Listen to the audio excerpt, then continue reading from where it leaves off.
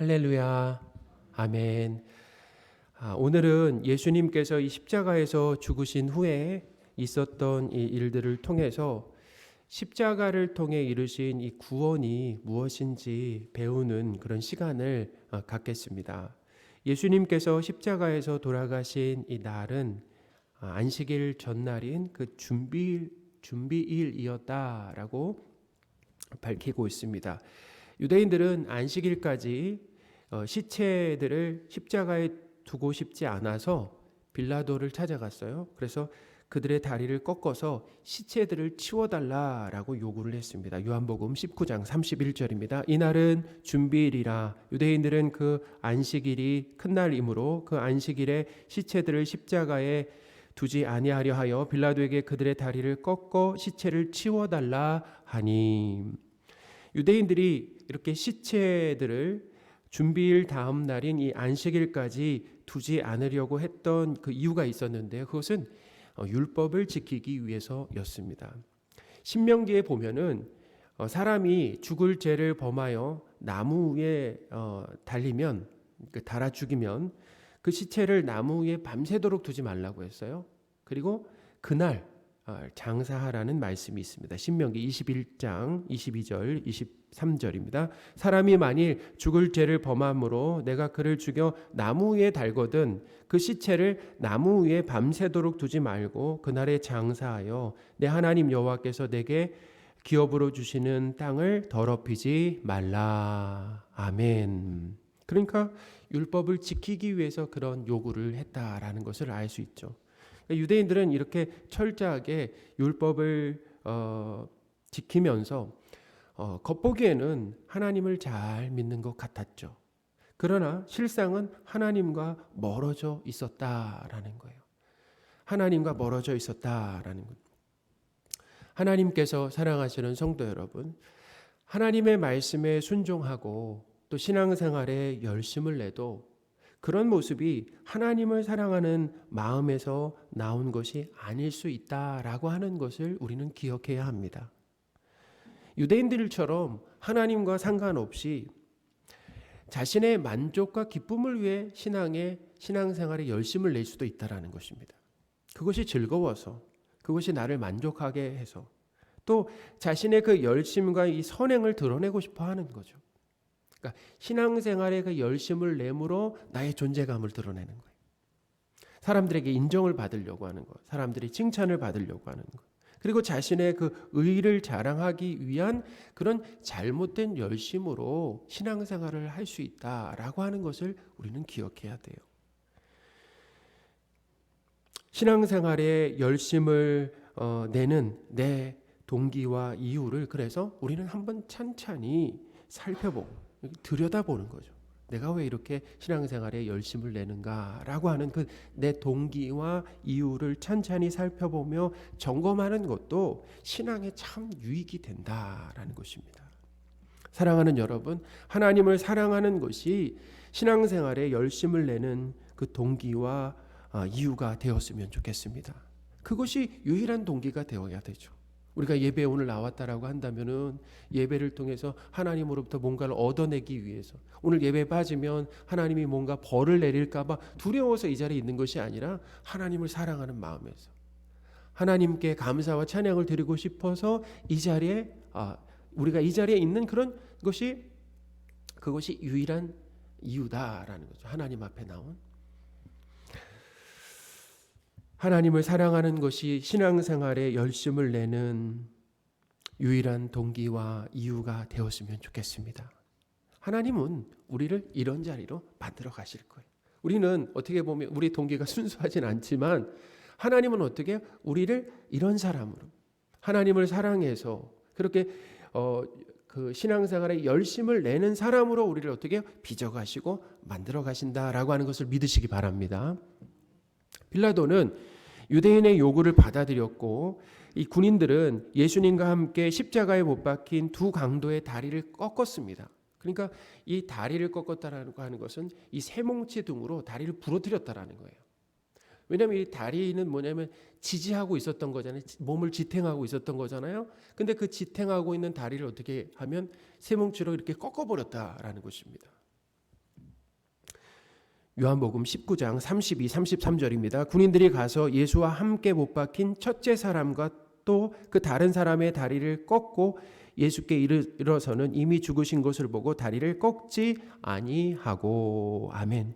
군인들이 십자가에 달린 사람들의 다리를 쇠뭉치 등으로 꺾은 이유가 있습니다. 그 첫째는 뭐냐면은 십자가에 죽은 이 사람의 다리를 꺾음으로 인해서 죽음을 확인하는 거죠. 다시 한번 죽음을 명확하게 완전히 죽었는지 확인하는 것이고, 둘째는 뭐냐면 죽지 않는 사람의 다리를, 그때까지 죽지 않는 사람의 다리를 꺾음으로 인해서 더 이상 이제 몸을 지탱하지 못하게 함으로 인해서 어떻게 보면 질식되거나 빨리 죽게 하려고 하는 그런 조치였다라는 거죠. 그런데 이상하게도 십자가에 달린 두 강도의 다리는 꺾었어요. 군인들이.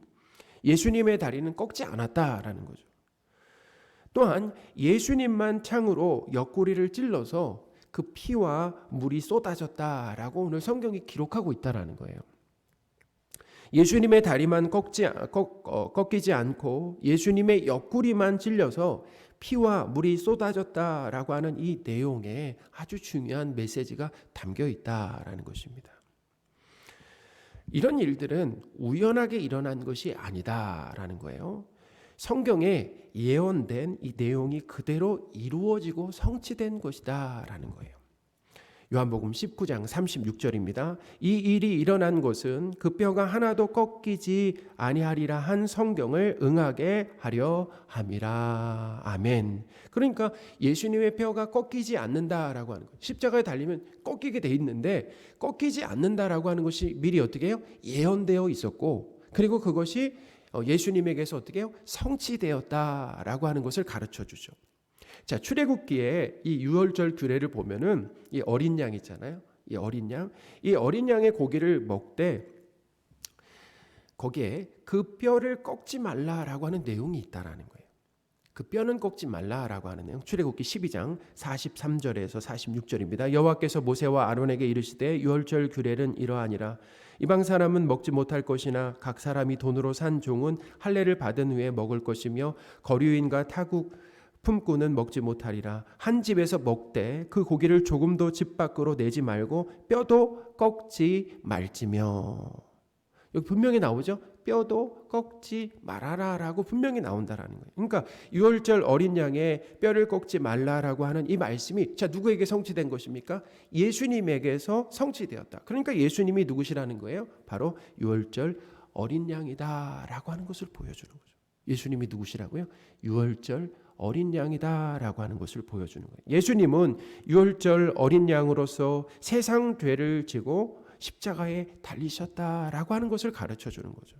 자, 그렇다면 여기서 또 우리가 조금 더 나아가서 하필이면 왜 뼈를 꺾지 않는 뼈를 꺾지 말아야 되는가라고 하는, 뼈를 꺾지 않은 그 이유가 무엇인가라고 하는 것을 우리가 생각해 봐야 된다라는 거예요. 그러니까 뼈를 꺾지 않는 것을 통해서 예수님이 유월절 어린 양이라는 걸 알았잖아요. 거기에 메시지가 담겨 있죠. 그렇다면 왜 뼈를 꺾지 말아야 했는가라는 거예요. 시편에 보면은 하나님께서 의인의 뼈를 보호해 주시고 그 중에서 하나도 꺾이지 않으신다라고 하는 말씀이 기록되어 있다라는 거예요. 시편 34편 19절에서 20절입니다. 의인은 고난이 많으나 여호와께서 그의 모든 고난에서 건지시는도다. 그의 모든 뼈를 보호하시며, 그의 모든 뼈를 보호하신대요. 그 중에서도 하나도 꺾이지 아니하도다. 아멘. 그러니까 성경에는 뭐라고 얘기합니까? 의인은 하나도 없다라고 했잖아요. 의인은 하나도 없다라는 거예요. 세상에 의인은 하나도 없습니다. 그러니 모든 인류는 죄인이기 때문에 강도들처럼 뭐가 꺾여야 된다라는 것입니까? 뼈가 꺾여야 된다는. 강도들이 뼈가 꺾인 것은 의인이 아니라 죄인이기 때문에 뼈가 꺾였다라는 거예요. 그러나 예수님만 유일한 의인이다라는 거죠. 할렐루야. 예수님의 다리뼈를 꺾지 않았다라고 하는 것은 예수님께서 의인임을 분명하게 증거하고 있다. 그걸 의인임을 분명하게 보여주는 것이다라는 거죠. 예수님은 의인으로서 죄인들을 대신해서 십자가에 달리셨습니다. 그러니까 예수님 죄가 있으셔서 십자가에 달리신 것이 아니라 예수님이 십자가에 달리신 것은 의인으로서 죄인들을 대신해서 십자가에 달리셨다라는 거예요. 베드로전서 3장 18절입니다. 그리스도께서도 단번에 죄를 위하여 죽으사 의인으로서 불의한 자를 대신하셨으니 이는 우리를 하나님 앞으로 인도하려 하심이라. 아멘. 예수님의 이 십자가는 의인이신 예수님께서 죄인인 우리를 대신해서 죽으신 사건이다라는 것을 가르쳐 주는 거죠. 명확하게 가르쳐 줍니다. 죄인인 우리를 대신해서 의인인 예수님이 희생되셨다, 죽으셨다라는 거예요. 그러므로 어떻게 해요? 우리가 하나님께로 갈 수 있는 길이 열렸다라는 것을 베드로전서 3장 18절이 가르쳐 주는 것이 가르쳐 주고 있잖아요. 그러니까 예수님의 이 십자가로 죄인들은 큰 유익을 얻게 되었다라는 거죠. 그러니까 구원을 얻게 되었다라는 거예요. 한 군인은 이 두 강도의 옆구리는 찌르지 않았습니다. 그렇죠? 두 강도의 옆구리는 찌르지 않았어요. 예수님의 옆구리만 창으로 찔렀다라는 거예요. 요한복음 19장 34절입니다. 그중 한 군인이 창으로 옆구리를 찌르니 곧 피와 물이 나오더라. 아멘. 예수님의 이 옆구리에서 피와 물이 나왔다라고 하는 것을 보면 어떻게 보면 우리는 참 그건 당연하다고 생각할 수 있잖아요. 옆구리를 찌르면 당연히 피가 나오고 사람의 몸의 70%가 물로 수분으로 되어 있기 때문에 물과 피와 물이 이렇게 나오는 것은 어떻게 보면 당연하다라고 생각할 수 있잖아요. 근데 이 당연해 보이는 이 사건의 상황 설명에 아주 중요한 메시지가 여기에 또 담겨 있다라는 것입니다. 사도 요한은 지금 요한복음 기록한 분이 요한이잖아요. 근데 요한이 또 요한 1서, 2서, 3서도 기록했잖아요. 요한 1서에 보면은 예수님을 누구라고 얘기하냐면 예수님이 하나님의 아들이시고 그리고 물과 피로 임하신 분이다라고 기록을 하고 있다라는 거예요. 뭘로 임하셨다고요? 물과 피로 임하신 분이다라고 기록하고 있는데 요한일서 5장 5절 6절입니다. 예수께서 하나님의 아들이심을 믿는 자가 아니면 세상을 이기는 자가 누구냐? 이는 물과 피로 임하신 이신이 곧 예수 그리스도시라. 물로만 아니요 물과 피로 임하셨고. 아멘. 그러니까 예수님은 하나님이시면서 구원자다라는 거예요. 그러니까 하나님의 아들, 하나님이시라는 겁니다. 그리스도 구원자다라는 거예요. 그러니까 예수님은 누구냐면 하나님이시면서 구원자다라는 거예요. 그러니까 죄인을 구원하시기 위해서 물과 피로 임하셨다라고 가르쳐 주는 거죠. 예수님의 이 피의 의미, 예수님의 이 피 흘리신 옆구리를 찔렀을 때 예수님 죽으셨잖아요. 그리고 옆구리를 찔렀을 때 피가 나왔다라고 하는 것. 그래서 이 피의 의미를 구약 성경과 신약 성경을 통해서 알려드리겠습니다. 먼저 레위기 17장 11절입니다. 육체의 생명은 피에 있음이라. 내가 이 피를 너에게 주어 제단에 뿌려 너의 생명을 위하여 속죄하게 하였나니 생명이 피에 있으므로 피가 죄를 속하느니라. 아멘. 피가 어떤 역할을 한다고요? 피가 죄를 속하느니라. 그러니까 죄를 씻는다라는 것입니다. 용서한다라는 거죠. 이 구약의 제사는 보통 살아있는 가축을 죽여서 어떻게 해요? 태워드렸죠. 가축이 죽음으로 흘린 이 피는 제물을 드린 사람의 죄를 씻는 역할을 했다라는 거예요. 그러니까 대속 제물이 되는 거죠. 내가 죽는 것이 아니라 대신 가축이 죽음으로 인해서 그것을 하나님이 어떻게 해요? 내가 죽은 것으로 인정해 주심으로 내 죄가 씻어지는. 이렇게 죄인을 위해 가축 제물이 대신 죽고 피 흘림으로 제물을 드린 사람이 죄 사함을 받는 것은 신약 시대에 와서 예수님께서 죄인들을 위해 십자가에서 죽으심으로 영원한 속죄를 이루실 것을 미리 보여주는, 그러니까 힌트하는, 모형하는 역할을 했다라는 것입니다. 그러니까 구약의 제사는 누구를 예표했다고요? 예수 그리스도께서 오셔서 하실 영원한 속죄를 미리 어떻게 힌트하고 보여준 것이다라는 거죠. 히브리서에 보면은 예수님께서 자신의 피로 영원한 속죄를 이루셨다라고 하는 말씀이 있습니다. 히브리서 9장 12절 말씀입니다. 염소와 송아지 피로 하지 아니하고 오직 자기의 피로 영원한 속죄를 이루사 단번에 성소에 들어가셨느니라. 아멘. 하나님께서 사랑하시는 성도 여러분, 예수님의 옆구리에서 나온 피는 의인이신, 예수님이 의인이다라고 하는, 뼈가 꺾이지 않은 것을 통해서 증명됐잖아요. 의인이신 예수님의 죽음으로 인해서 택한 백성들이 죄사함을 받았음을 증거하는 것이다 라는 것입니다. 그러니까 피가 쏟아졌다라고 하는 것은 뭐예요? 예수님의 그 희생적 죽음을 통해서, 그러니까 죄인을 대신한 죽음을 통해서 택한 백성, 죄인들이 뭘 받았다라는 것입니까? 죄사함을 받았다, 죄가 씻겼다라고 하는 것을 보여준다라는 것입니다. 예수님의 이 희생적인 죽음으로 인간의 죄값을 치르시고 죄사함을 받게 하셨다라는 거예요. 할렐루야. 이런 의미가 여기에 담겨 있다라는 것입니다. 우리는 그동안 사실은 예수님의 십자가 하면 참 예수님의 십자가에 대해서 잘 안다라고 생각했는데, 사실 예수님이 그 십자가에서 하신 행동 하나하나, 말씀 하나하나에 의미가 다 담겨 있는데 사실 그 의미를 잘 모르고 있었다라고 하는 것을 우리가 알게 된다라는 거죠. 거기는 한 가지 하나하나마다 뭐예요? 의미가, 아주 귀한 의미가 거기에 담겨 있다라는 것입니다. 죄인을 위해 죽으면 죄사함은 일어나지 않습니다. 어떻게 보면 헛된 죽음이 되죠. 죄인이 죄인을 위해서 죽으면 그것은 헛된 죽음일 수 있다라는 거예요. 죄인은 다른 사람을 대신할 만한 자격이 못 돼요. 왜냐하면 죄인은 자신의 죄 때문에 죽어야 하기 때문에 죄인은 다른 죄인을 대신할 수가 없습니다. 그래서 이 구약 제물은 반드시 흠없는 것으로 드려야 했다라는 거예요. 우리가 구약에 보면 그러잖아요. 제물은 반드시 흠이 없는 것으로 드려야 됐다라는 거예요. 그러니까 하나님은 뭐만 받으신다라는 겁니까? 흠없는 것만 받으신다라는 거예요. 흠없는 것만 받으신다라는 거예요. 이 흠없는 제물은 죄 없으신 예수님을 예표한다라는 것입니다. 죄 없으신 의인이신 예수님을 예표하고, 하나님은 누구만 받으신다라는 거예요? 예수님만 받으신다라고 하는 것을 가르쳐 주는 거죠. 레위기 1장 10절입니다. 만일 그 예물이 가축의 때에 양이나 염소의 번제이면 흠없는 수컷으로 드릴지니. 아멘. 흠없는 것으로 드려야 했다라는 것입니다. 그러니까 흠없는 제물은 누구를 예표하는 것이라고요? 예수님을 예표하고 모형하는 것이다라는 것입니다. 그러니까 의인이신 예수님만 죄인을 대신해서 죽으심으로 인해서 어떤 결과를 가져온다고요? 죄사함의 결과를 가져올 수 있다는 것입니다. 예수님만 그렇게, 하나님이신 예수님만, 예수님의 이 죽음만이 그런 효력을 발생한다라는 거죠.